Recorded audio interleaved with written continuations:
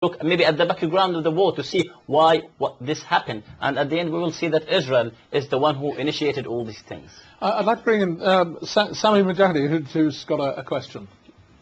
Sameh. Sorry, Siddiq. Given that we all witnessed the continued bombardment of civilian areas, and we all know that Gaza is the most heavily populated area in the world, and I question that why has the United States voted against the report while the EU abstained from it? Is it due to lack of evidence, which doesn't appear so, or is it part of the long-going double standard policies of the so-called democratic countries when it comes to dealing with or penalizing the state of Israel? Thanks, Siddiq. I mean, I mentioned the figures at the beginning of the program, but of the abstentions, the United Kingdom abstained rather than voted against, but the Americans and a lot of very close allies of Israel voted against the report.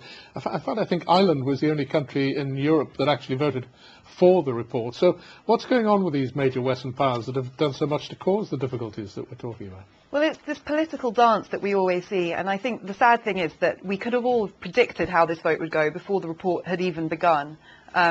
We could easily have said who was going to vote for, who was going to abstain, and we knew that America was going to vote against. And that has nothing to do, I think, with the credibility of the report, but with the political position that America is in. I know from my sources within the British government that the report was taken very seriously internally, but how that is expressed on the diplomatic stage is obviously a different question. And I think that is clearly the problem here.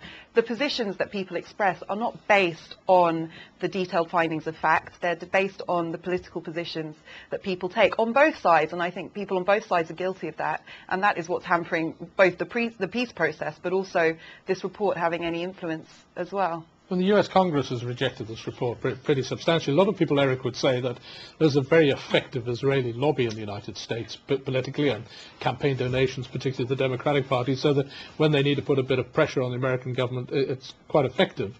Is that a fair accusation? Do you think that's why the US has proposed this? First of all, I mean, why you bring up a kind of Israeli lobby money is the reason. That's borders on, an allegation. It's quite substantial, though, isn't it, the donations? No, it's not. And American Congress can't be bought by AIPAC. I mean, It is. It's a fact.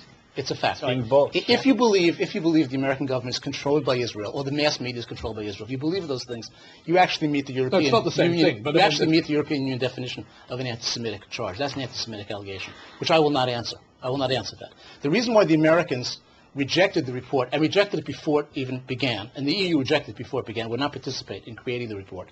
The reason is because they understand what happened. And come back to the question you raised, I didn't catch your name, the woman who spoke first.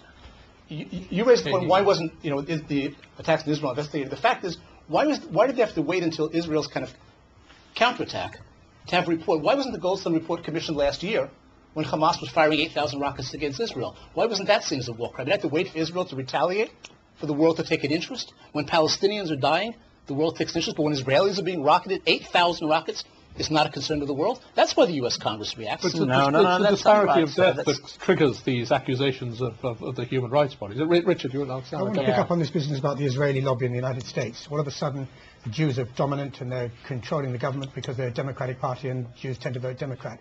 We had exactly the same allegations with George Bush, when the Democrats were not in power, and yet somehow or another the Jews were controlling the Republican Party. It doesn't matter which party's in power, you're still somehow controlling them. And I think it's a nasty suggestion that Jews are controlling the power. It's a myth that's been going on for generations. Some people see a difference between those who are pro-Zionist and those who are Jewish, and not everybody attacks the Jewish faith who has differences of opinion over the state of Israel. Although anti-Semitism does get thrown around. Our debate today is about the Zionists in AIPAC, or controlling not only the president, but totally controlling America. And you will say, maybe, how can you talk about totally? Come on, yeah, and maybe let me just get back to this point. And when we speak about the report and why the U.S. will not vote, because simply the F-16s, the American-made weapons were used in Gaza. Every American weapon was used in Gaza. The depleted uranium and all these things were used, and they're American-made weapons. So how come you're asking the criminal or the killer to criminalize himself? Thanks, Harry. We'll take a short break now, but we'll be back in a few moments for more of this topical debate.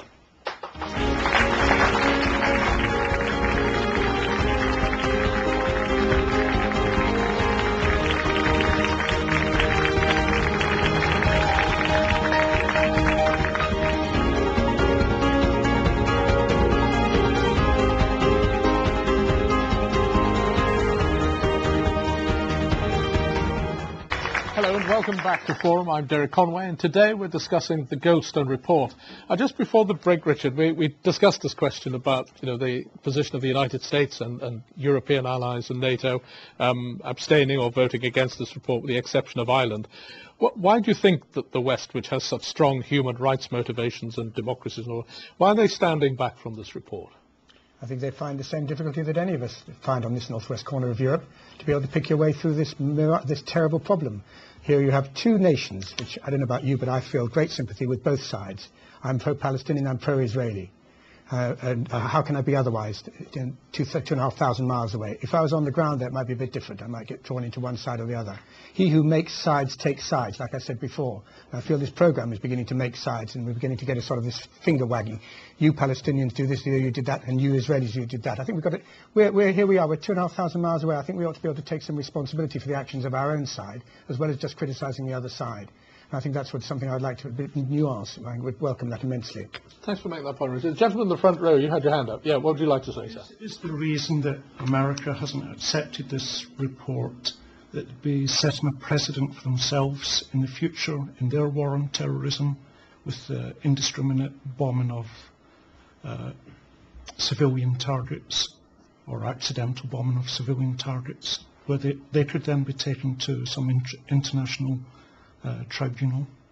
Yeah, I feel it's a fair point. I mean, you're our lawyer. I mean, what do you make? Are the Americans really sort of worried about self-interest and what might happen after Well, to Iraq, say that the Americans have issues with the International Criminal Court is a serious understatement. They haven't signed up to it. They continue to oppose it, although that stance is softening in the Obama era. But America has openly expressed concerns about the idea of any of its citizens being brought before an international criminal court. And I do think that is a consideration. And the point of this report is that it has asked both sides to conduct an independent investigation. And if that doesn't happen, it recommends a Security Council referral to the International Criminal Court. And we all know that the reason that won't happen is primarily because America will never allow it. And I think there are a myriad of reasons why, and I agree it's a caricature to just say it's because Jewish interests control the American government. Thank you. I think there is a complex combination of reasons, but the thing that is clear is that America will not readily support any referral to the ICC. And that's a serious problem, because at the moment we have this mechanism for international accountability that is essentially useless. In a situation as intractable and serious as this, where both sides have suffered serious wrongs, the ICC is essentially redundant, and that, I think, is a very serious problem. I mean, you made the point earlier about your son in an area that was being attacked with Hamas rockets. I mean, do you feel this rockets, the international community and fairness has really been critical enough about what Hamas was doing, or do you just feel that's been brushed under the carpet? Well, the reaction of the international community to Hamas seizing power in Gaza and killing many Fatah supporters when they did so was to isolate Hamas. I mean, the European Union isolated Hamas. The sanctions are international sanctions, not just Israeli sanctions. Possibly the reality is the international community does not recognize Hamas. Hamas is considered to be a terrorist organization in Britain. Whether you agree or not, that is the reality in Britain. Hamas is not considered a legitimate player. But can I answer the question that the gentleman asked? He raised a very valid point, the implications for the war on terror. You know, one of the top British commanders in Afghanistan was Colonel Richard Kemp. He's been on television a lot talking about this and other wars.